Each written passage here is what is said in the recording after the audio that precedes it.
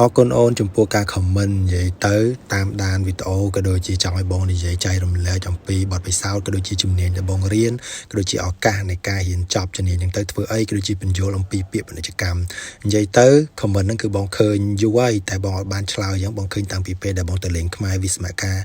ដើមឆ្នាំ2025ខែ1ខែ2តែដោយសារតែពេលហ្នឹងរវល់ថត TikTok អីផ្សេងឬក៏ថតវីដេអូទៅដើរលេងនេះដើរលេងនោះហើយមកដល់ចិនទៅក៏ថាព្យាយាមធ្វើវីដេអូបានច្រើនប៉ុន្តែគ្រាន់តែថារវល់ដែរអញ្ចឹងទៅអត់សូវបានថតទទួលស្គាល់អ្នកទាំងអស់គ្នានៅពេលដែលខ្ញុំមកដល់ចិនគឺឆោមាសនេះគឺខ្ញុំរវល់ខ្លាំងមែនតើមិនថាតែភាសាមិនថាតែថ្នាក់ជំនាញទេគឺខ្ញុំត្រូវរត់2សាលាឈានដល់3សាលាទៀតដោយសារតែសាលារបស់ខ្ញុំមាន3 4សាខាទៅពេលអញ្ចឹងជំនាញខ្លះត្រូវសាលាផ្សេងគ្នាតែដោយសារខ្ញុំស្ទុះអត់រួចអញ្ចឹងទៅគឺខ្ញុំរត់តែ2សាលាទៅបាន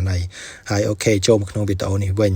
យំទៅចំពោះជំនាញដែលបងរៀននៅថ្ងៃនេះម៉ោងនេះគឺម៉ោង7ចូលមក7យប់ចេញមក9កន្លះគឺមុខជំនាញ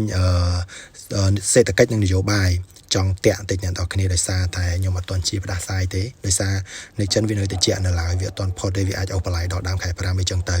ហើយតមកក្នុងវីដេអូនេះវិញជំនាញដែលបងរៀនហ្នឹងគឺសេដ្ឋកិច្ចនិងពាណិជ្ជកម្មអន្តរជាតិអញ្ចឹងវាមានផ្នែកជំនាញមុខវិជ្ជាតូចឬក៏ធំផ្សេងដែលយើងត្រូវរៀនឧទាហរណ៍ថាផ្នែកនយោបាយឬក៏ផ្នែកសេដ្ឋកិច្ចឬក៏មានគណិតមានអីបែបអញ្ចឹងយល់ទៅដូចជាយើងរៀនសកលមិនគឺអញ្ចឹងលក្ខណៈអញ្ចឹងដូចគ្នានៅខ្មែរមិនគឺវាអញ្ចឹងដូចគ្នាអញ្ចឹងគ្រាន់ថាបែបស្ថានឬក៏អីផ្សេងនៃការបង្រៀនហ្នឹងវាខុសគ្នាឬក៏ស្តង់ដារនៃការបង្រៀនហ្នឹងវាបែបមិនទៅតាមច្បាប់នៃប្រទេសនីមួយៗច្បាប់សាលានីមួយៗអីចឹងទៅហើយចូលមកក្នុងវីដេអូនេះវិញចំពោះឱកាសការងារហ្នឹងมันប្រកាសបងចង់ប្រាប់អូនថា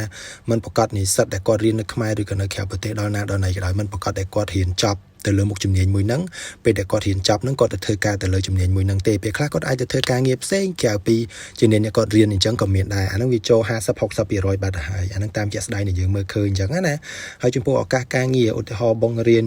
សេដ្ឋកិច្ចនិងពាណិជ្ជកម្មអន្តរជាតិអញ្ចឹងនៅពេលដែលបងរៀនចប់បងអាចចូលទៅក្រសួងនគរពាណិជ្ជកម្មឬក៏ក្រសួងសេដ្ឋកិច្ចឬក៏អាហ្នឹងក្របខ័ណ្ឌរដ្ឋផ្សេងទៅឬក៏បងចង់ធ្វើការខាងក្រុមហ៊ុនឯកជនក៏បងអាចធ្វើបានដែរអាហ្នឹងស៊ីសងលើសមត្ថភាពក៏ដូចជាចំណេះដឹងដែលបងរៀនហ្នឹងតើបងចង់ទៅធ្វើការនៅក្រុមហ៊ុនមួយណាមួយណាអីចឹងសំខាន់គឺយើងខ្លួនយើងនឹងចេះអ្វីមួយគឺចេះឲ្យច្បាស់ឲ្យប្រកបហើយចំពោះពាក្យថាពាណិជ្ជកម្មហ្នឹងបងឧទាហរណ៍ឲ្យអូនមើលមួយឧទាហរណ៍ថាដើមឆ្នាំ2025ខែ1ខែ2ហ្នឹងតើប្រទេសកម្ពុជាហ្នឹងពាណិជ្ជកម្មរបស់ប្រទេសកម្ពុជារវាងប្រទេសថៃវៀតណាមហ្នឹងតើវាមានការឡើងឬក៏ចុះឬក៏ឡើងហ្នឹងតើឡើងបានប្រមាណភាគរយអាហ្នឹងសំដៅទៅលើ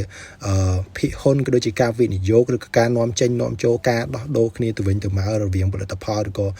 សិប្បកម្មអីផ្សេងអីចឹងណាអាហ្នឹងអ្វីដែលបងនិយាយត្រួសប៉ុណ្ណឹងបងសង្ឃឹមថាអូននឹងយល់ហើយអូខេបើចង់ដឹងព័ត៌មានបន្ថែមក៏ដូចជាចង់ទិញអីវ៉ាន់ពីចិនឬក៏អីកុំភ្លេចជួយទៅ follow account Instagram ក៏ដូចជា Facebook ក៏ដូចជា TikTok ផ្លូវការរបស់បងដែរអរគុណណាហើយបងនឹងព្យាយាមឆ្លើយនៅវីដេអូក្រោយទៀតអូខេបាយ